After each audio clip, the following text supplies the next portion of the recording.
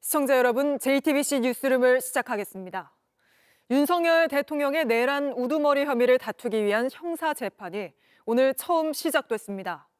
대통령직이 걸린 헌재 탄핵 심판은 사실상 마지막이 될 증인 신문이 이 시각 현재 진행되고 있습니다. 오늘 첫 번째 증인은 한덕수 국무총리였는데 계엄 선포 전 국무회의에 형식적이고 실체적인 흠결이 있었다. 이렇게 윤 대통령에게 불리한 증언을 했습니다. 첫 소식 오원석 기자입니다. 한덕수 국무총리는 윤석열 대통령이 비상계엄 선포 직전 소집한 국무회의에 흠결이 있었다고 증언했습니다. 통상의 국무회의와는 달랐고 또 형식적인 또 실체적인 흠결이 있었다고 생각합니다. 비상계엄에 대해서 처음 듣고 걱정과 많은 우려를 표명했습니다. 국무회의가 정상적으로 진행되지 않았다는 기존 입장을 재확인한 겁니다. 비상계엄 건의는 총리를 거쳐야 한다는 계엄법 조항도 지켜지지 않았다고 증언했습니다. 국방부 장관이 국무총리를 거쳐 대통령에게 계엄 선포를 건의할 수 있도록 규정되어 있는데 이런 절차 거친 사실이 없죠? 없습니다. 그동안 윤 대통령은 비상계엄은 반나절 만에 해제될 것이라며 단순 경고용이라고 주장해왔지만 이 사건 비상계엄은 처음부터 반나절 계엄이었고 국민들이 경각심을 호소하기 위한 것이었습니다. 한 총리는 윤 대통령으로부터 이런 말을 들은 적 없다고 반박했습니다. 피청구인이 국무위원이나 혹은 증인에게 이 비상계엄을 선포하지만 반나절이면 해제될 것이다 이런 말을 하신 적이 있나요? 들어본 적 없습니다. 윤 대통령 측은 한 총리의 증언을 흔들려 했지만 한 총리는 즉답을 하지 않고 피해갔습니다. 실질적인 국무회의가 이루어진 것이라고 볼 수 있지 않겠습니까? 개인이 판단할 일은 아니라고 생각하고 수사 절차와 사법 절차를 통해서 판단돼야 한다고 생각합니다. 이날 한 총리는 심판정에서 윤 대통령과 처음으로 대면할 것으로 예상됐지만 윤 대통령이 한 총리 입정에 앞서 자리를 뜨면서 직접 대면은 이루어지지 않았습니다. JTBC 오원석입니다.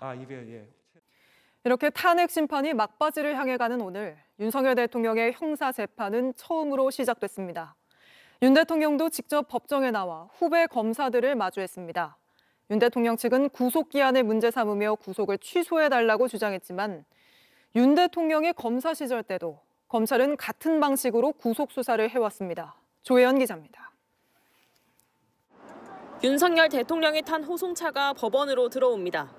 내란죄 형사재판의 첫 절차부터 윤 대통령이 직접 나오는 겁니다. 남색 정장 차림의 윤 대통령은 증인석에 앉으려다 안내를 받고 피고인석으로 옮겼습니다. 후배 검사 10명과 마주한 윤 대통령은 재판부의 생년월일 확인 때 작게 대답한 것 외에는 발언하지 않았습니다. 첫 재판 절차에선 윤 대통령이 청구한 구속 취소 신문까지 진행됐습니다. 윤 대통령 측은 검찰이 구속 기한을 넘겨 기소를 했다고 주장했습니다. 구속영장 심사에 걸린 시간을 구속 기한에 잘못 더했다는 겁니다. 윤 대통령 측은 심사에 걸린 시간이 33시간이라 하루만 더해야 한다고 주장했습니다. 하지만 검찰은 심사가 사흘에 걸쳐 진행돼 사흘을 더해야 한다고 맞섰습니다. 검찰은 지금까지 이어진 실무 절차로 법원도 모두 인정해왔다며 사례들도 제출했습니다. 윤 대통령에게만 다른 잣대를 들이대면 기존의 법원 판단도 모두 잘못된 게 된다는 취지입니다. 특히 윤 대통령이 검사 시절에도 검찰은 이런 방식으로 피의자들을 구속 수사했습니다. 윤 대통령 측은 공수처에서 검찰로 사건이 넘어올 때 신병을 넘기는 절차가 없었다는 것도 문제 삼았습니다. 하지만 검찰은 공수처와 검찰은 같은 검사직이라 별도 절차가 필요 없다고 반박했습니다. 법원이 양측에 열흘 이내에 의견서를 내달라고 요구한 만큼 결론은 다음 달에 날 가능성이 큽니다. 윤 대통령 측은 사건 기록 파악에 3주 정도 필요하다고 말했고 법원은 다음 달 24일에 2차 공판 준비 절차를 진행하기로 했습니다. 증거 기록은 230건, 7만 쪽에 달합니다. JTBC 조혜연입니다.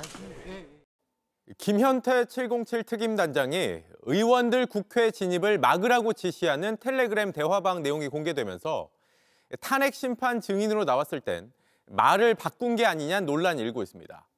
이뿐 아니라 김 단장은 국회에 저격수를 배치하지 않았다고도 증언했는데 JTBC 취재 결과 군 검찰 조사 때는 당시 저격수가 있었다고 진술한 걸로 파악됐습니다. 연지환 기자의 단독 보도입니다. 김현태 707 특임단장은 탄핵 심판에 나와 저격수 배치와 실탄 무장을 놓고 윤 대통령 측의 질문을 받았습니다. 증인은 계엄 당일 저격수를 배치하거나 실탄으로 무장한 사실도 없죠? 없습니다. 이런 단호한 답변과 달리 지난해 12월 기자회견 땐 저격수가 현장에 있었다고 말했습니다. 저격수도 자기가 저격수이기 때문에 저격총을 가져가는 것이지 탄통 안에도 저격수 탄은 없습니다. JTBC 취재 결과 지난해 12월 18일 군검찰 조사에서도 김 단장은 저격수에 대해 진술한 것으로 파악됐습니다. 출동한 군인을 특정하며 저 대원은 주특기가 저격수라며 소지하고 있는 총이 소총이 아니라 저격총이라고 진술한 겁니다. 김 단장은 헌재에서 국회의원을 끌어내라는 지시도 부인했습니다. 거기에는 끌어내라와 국회의원 단어는 없었습니다. 하지만 군검찰 조사에선 부대원들이 지휘통제실 마이크가 켜져 있어 사령관의 지시가 들렸다는 말을 전했고 여기에 국회의원 끌어내라는 지시도 있었다고 들었다고 진술했습니다. 김 단장이 부대원들에게 국회의원 진입 차단을 지시하는 내용의 텔레그램 대화방도 공개됐습니다. 김 단장 측은 본회의장 막는 것 우선, 진입 시도 의원 있을 듯, 문 차단 우선 등은 사령관의 지시를 복명하는 차원에서 글을 남긴 것 같다는 입장입니다. 김 단장이 윤 대통령의 탄핵 심판에 나와 말을 바꾼 것 아니냐는 지적은 계속 이어질 것으로 보입니다. JTBC 연지환입니다. 명태균 씨가 김건희 여사의 공천 개입 의혹과 관련한 추가 폭로를 내놨습니다. 지난해 총선 전 김 여사가 김영선 전 의원과 통화하며 김상민 검사에게 지역구를 양보하고 도와라. 나중에 장관이나 공기업 사장 자리를 주겠다. 이렇게 말했다고 주장한 겁니다. 먼저 윤정주 기자입니다. 구속 전 명태균 씨는 지난해 치러진 총선을 앞두고 김영선 전 국민의힘 의원과 김건희 여사가 공천 관련 대화를 주고받았다고 말했습니다. 그 여사하고 김영선 의원하고 통화를 했는데 김영선 의원이 여사가 안 된다 하는데 자기가 할 수 없다는데 이거 어찌해야 되느냐. 명 씨는 오늘 옥중 입장문을 내고 당시 김 전 의원과 김 여사 간의 통화 내용을 구체적으로 전했습니다. 명 씨는 김건희 여사가 휴대전화로 김영선 전 의원에게 연락해 창원 의창구에서 김상민 검사가 당선되도록 지원하라고 했다고 주장했습니다.